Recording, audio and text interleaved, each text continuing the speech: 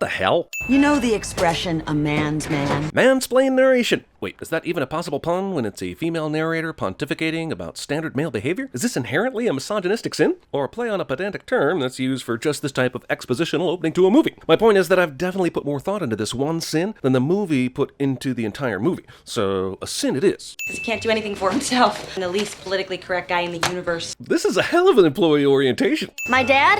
How can I best describe him? What you didn't see was the moment just before this where one of her girlfriends turned to her suddenly while they were walking down a busy city street and said, "Hey, tell me about your dad." Strong male role models. Men her little boy could really look up to. Honestly surprising Nick didn't turn out to be a serial killer. Oliver Twist thinks this is a f***ed up childhood.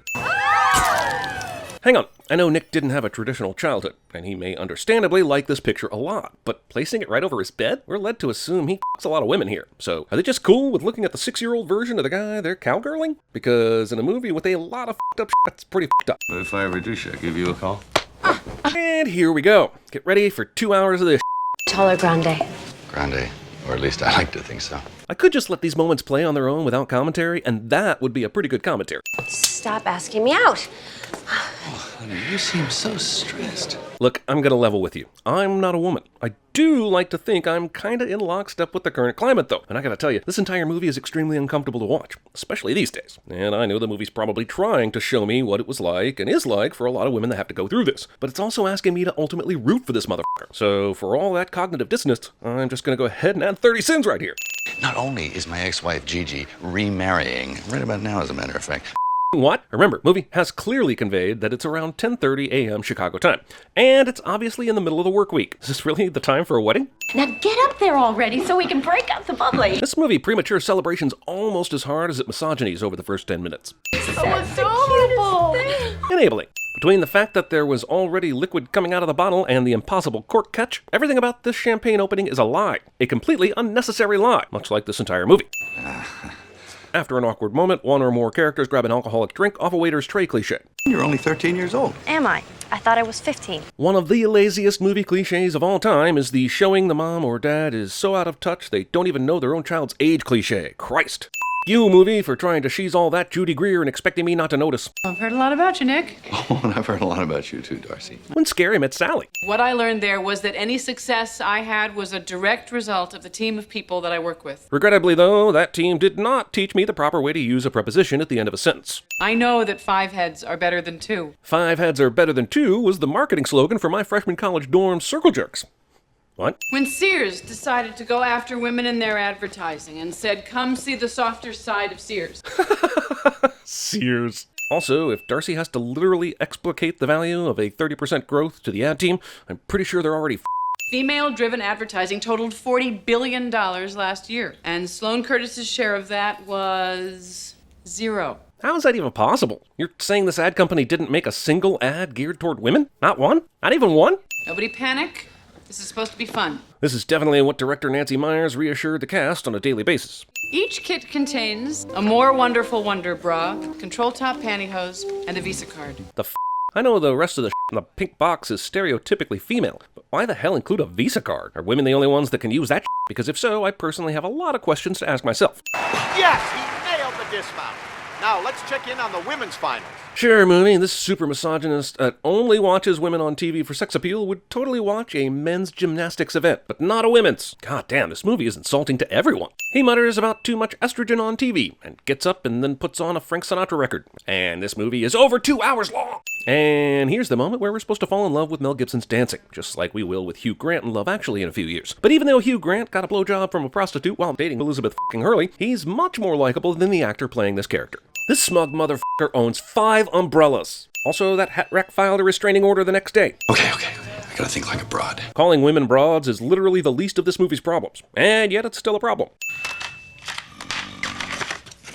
I don't care how f***ing clueless about current music you are in the year 2000, you do not bypass Fiona Apple and Alanis Morissette for Meredith Brooks just out of instinct alone. I've been thinking about why this doesn't seem like it's in character for Nick to do all this shit at once, considering he was vehemently opposed to all things feminine. Is it because he's drunk? Because he's such an asshole he wants to derisively dismiss everything all at once? Because it's a plot mechanism to trigger some sort of magical ability that will propel the rest of the movie? Wait, it's seriously that last one?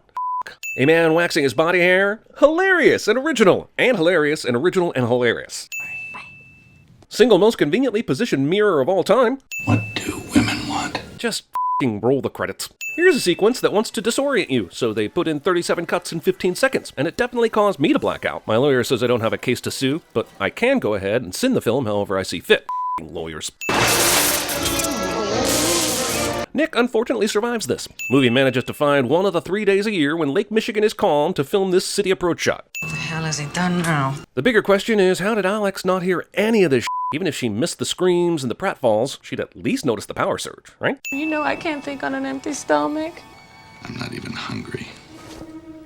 Who said you were? It's important to note that 90% of the thoughts that women have in this movie are about our supposed protagonist. I mean, I know he's rich and attractive and will go on to direct The Passion of the Christ, but Jesus Christ. Put your fine ass looking like Shaft! There are so many things wrong with this line, but what I'm wondering about most is what the range is on Nick's abilities. He's all the way across the street, but can hear the doorwoman clear as day. If that's the case, he should be hearing everyone right now, rather than when he gets uncomfortably close to someone. Do you realize that I have an Ivy League education and that running your stupid errands has put me into therapy? You know, maybe most women do have fully formed thoughts ready to fire off as soon as they verbally express something, but I've rarely had an extemporaneous insult loaded up in my head. Don't you remember how long it took George Costanza to come up with that jerk store line?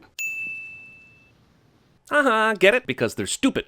There are no exorcists in the greater Chicago area. Perhaps the most egregious lie ever told by a movie. It's okay you pay me minimum wage because... No advertising agency in Chicago this large would ever pay the assistant to an executive f***ing minimum wage. But nice joke, out-of-touch screenwriter. What if I just jumped out the window? Would they notice? Probably not if I didn't get glass on anybody.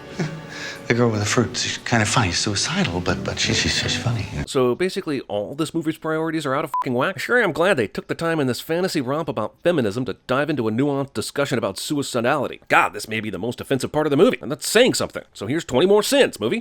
This place hired a female creative director to be more diverse, but the pitch meetings are still taking place in a room with multiple pinball machines, and everyone knows any room with more than one pinball machine is by definition a man cave. In every establishing shot, we've seen that Nick lives on the north side of Chicago, around the Streeterville area, by the John Hancock building. But here, he's shown looking right at the Sears Tower. F*** off, Willis Stance, which is in the West Loop, miles away from where we're supposed to be. And then, when we cut to the shot of the exterior, it's at 2400 Fullerton, which is all the way out in f***ing Oak Park. This movie has so much wrong with it, but it could at least try to get the basic geography correct, right? Nick also survives this. As Mel once again hears all women's thoughts, I'm still over here screaming that this is a ripoff of a Buffy episode, yo. Oh yeah, did you know that the people that shop at Marshall Fields are 100% female? How much was he going for? The lamp on eBay. eBay.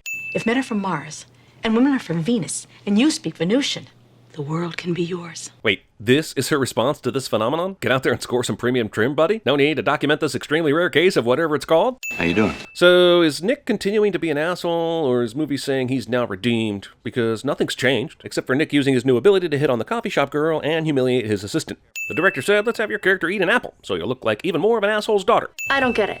First you throw Cameron out, now you want to take me shopping so I can go to the prom with him? Yeah, what's up with that? I know Nick was trying to impress Darcy earlier, but Cameron is still dating Nick's underage daughter. I'm not usually like this on a first date. Look, everyone likes making out. Making out rules. But if you're making out at 2 a.m. in Chicago near the sketchy L stations, I mean, what the f*** are you thinking? Been so amazing all night, and been so sensitive, and so understanding. If a guy can read women's minds and uses that ability to manipulate himself into bed with a woman, and then the movie later still tries to redeem that guy, will my head explode? It was like you were more inside me than anybody. Ever. Said no real woman after sex ever. Sometimes movies go so hard at acting real that they end up proving what not real looks like. As he's dreaming about what a sex god he is, how many different ways can I find to say the film is too f***ing long? I don't care if he looks like 2000 era Mel Gibson. This motherfucker should have been punched in the face several times during this movie for invading women's space. This was fun. The fact that the women in this movie are so easily swayed by the slightest bit of attention from Nick is the most appalling part. Aren't they making his ass pay for like the last years of behavior? Did I say that out loud? Dude, at this point, if Darcy doesn't suspect that Nick had a magical event brought upon by testing out female products and accidental electrocution, I'd be worried. Before I came here, I heard you were a tough, chauvinistic prick. He was. Also, this movie's biggest sin, yes, even bigger than the uncomfortable sexism, is how boring it is. Just for the record, I don't think that's who you are. This romantic comedy's hearing the thoughts conceit takes so fucking long to set itself up that the two leads are only just now beginning to even flirt An hour and 11 minutes in. Character takes off their glasses and rubs their eyes to show how long and hard they've been working on a project cliche. Seriously, think about how f***ing often this happens in movies. Spying. This I love. Thank you. Next. Oddly enough, he loved the dress, but Mel was totally thinking about Pete Davidson when he delivered this line. Upskirting. Yes, I know that's a mannequin. And yes, it still counts. This is great. Oh, God, I need boobs. This entire overlong dress trying on montage has transpired without her having any thoughts about prom or her body or any other for him to eavesdrop on. F*** you, movie. Well, you know, boys and girls think very differently about sex. Having the sex talk in a preppy Italian joint while sitting at the bar. Let's not make me part of this Nick makeover or whatever this new thing you're into is, okay? Ooh, can I get in on that too? You've never had a real relationship with anyone in your entire life. He looks devastated by this, but she's been saying like this to him all movie long, and there's no good reason for this to be the moment her words finally get through to him and affect change, other than the fact that we need to wrap this up soon. What the hell's wrong with me? According to the extremely subtle message of the movie, you're apparently turning into a chick. You're also, checks notes, copying B-plot storylines from Seinfeld and Friends. What is this salty discharge? What am I doing? Darcy? How did you know it was me? I didn't say anything. This f***ing magic. Now Nick can hear thoughts over the goddamn phone? If there's no proximity restriction to this cock then he should be constantly bombarded with voices. I see a couple entering a bar called The Back Door, and I'm suddenly zapped back to the music video for de jour's backdoor lover. How long are you married? A little less than a year. Skip! Skip! I said skip! Skip, skip, skip, skip, skip, skip! I think this button's broken. Skip! Man, it's like every time I go to a goddamn jazz club, there's always a celebrity couple pawing at each other and sucking face. Also, are you really telling me she isn't thinking any thoughts right now? Nick, may I just say, you are an exceptionally great kisser. It's like this entire movie is built on the premise of making Nick, feel good about himself. This is the most studio lot generic street-looking street I ever did see. I bet they shot it on a studio lot. Sudden Oscar winner Marissa Tomei. You said that you wouldn't hurt me, and then you slept with me, and then you didn't call me for 6 days. So that, in the world of me, that's torture. Whoa there. Maybe he's Trent from Swingers, and he's thinking 6 days is kind of money. Talk to me like a woman. You think like a woman. Nick! Admit it, you're totally and completely gay. Jesus Christ. Does movie seriously not know how gay works? How gay? I'm as gay as it gets. Not content to offend and impugn hetero men and women, movie also points its obliviousness gun at the LGBTQ community. Hey, look, thanks for the yarmulke, man. Oh, no problem. You ate well, yes. Presented without comment. I predict no one will even know I'm gone until the files start to build. Now that it's crammed its two leads together in the least charismatic on-screen coupling since the dawn of arranged marriages, the film remembers that suicidal girl plotline that it dangled so carelessly back in the second act. She tried to be a copywriter but got turned down, so she got stuck as a messenger. Fool turned her down. You did, sire. Sure, Nick was a dick about not even meeting with Erin, but what evidence does he have that she'd be a good copywriter? Does he dig the way she phrases her mental suicidal ideation? Because that's all the way up. You know this whole thing about penis envy? Yeah, not true. Duh, it is and always has been privilege envy. It would not be easier to run if you dressed sexier. Mostly true, except if you happen to be running on Boner Mountain. He nailed it. They hit a home run. Where do we sign? Thankfully for Nick's psyche, these women take turns thinking, rather than doing it all at the same time. Will you come with me someplace? I want to show you something. I don't care if she's setting up a surprise, there's no need for Darcy to pronoun game this hard. You know how people sometimes talk about a movie's use of color standing out or being exquisite or adding to the enjoyment of the film? They are never talking about this movie. This is the beigest movie ever. So if you had a bed, we'd be dancing on it. Hey, wasn't one of the major plot points of this movie that Nick needs to spend more time with his daughter, who's currently living with him and doing God knows what with her boyfriend on his couch right now? What are you, nuts? What is this? What do you mean? This guy's office is ginormous, but watch how, as he walks around his desk, he has to pause and go sidestep for a moment to pass between his desk and chair. My point is, the prop master went ham on this set. Get hold of Darcy's home address, phone number, quick as possible. Yeah. How does Nick not have Darcy's phone number, even as a coworker? She definitely called him at home earlier in the movie. What the hell is this sequence about? I know he's trying to find Erin, but what's with the magical Chinese lady? Is the movie seriously telling me that she's been behind this the whole f***ing time? Also, why isn't he hearing her thoughts? He hasn't lost his ability yet, and does he always hear the thoughts in English? Does the magical ability have Google Translate? Cats, the cause of and solution to all of life's problems. You were thinking that just now?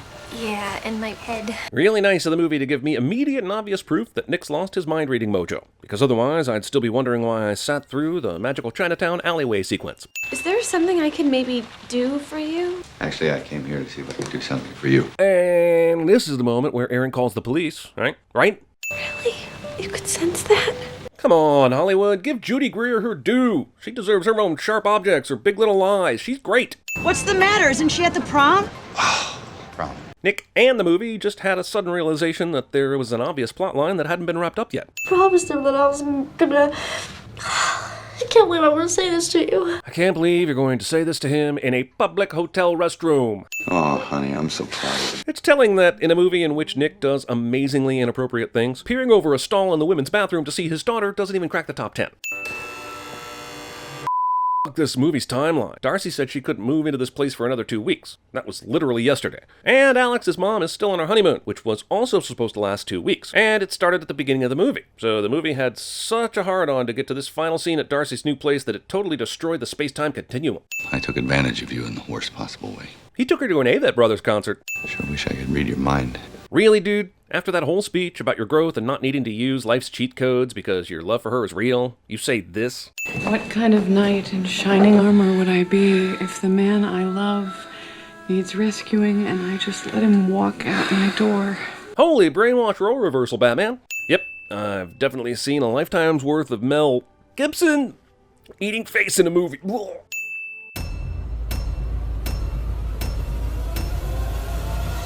Listen to me. I'm only gonna say this once. Not a chance. Hey, we don't know this guy. There's no ransom will ever be paid for my son.